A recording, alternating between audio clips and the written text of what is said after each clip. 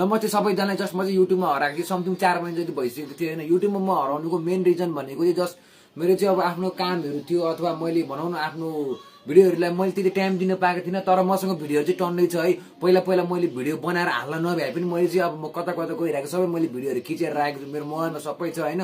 त्यो भिडियोहरू अब म अपलोड गरिदिन्छु। मसँग टाइम सबै मैले आफ्नो सेटल बनाइसकेँ। मैले युट्युबलाई टाइम दिनको लागि सबै मैले सेटल बनाइसकेको छु। अब युट्युबमा निरन्तर भिडियोहरू आउँछ र अहिले जस्ट 10-15 दिन चाहिँ मेरो पहिलाको भिडियोहरू आउँछ होला। सायद 10-15वटा मेरो पहिलाकै भ्लगहरू छ।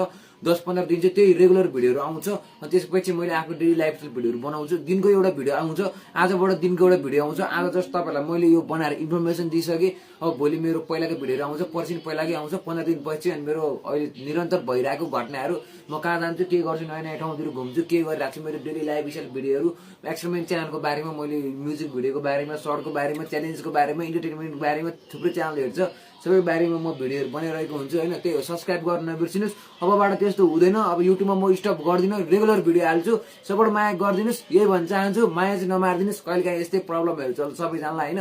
त्यो हट्टाको कालो चस्मा लाएर नयाँ मान्छे भनेर आएको, चस्मा नि खोलिदिन्छु ल है।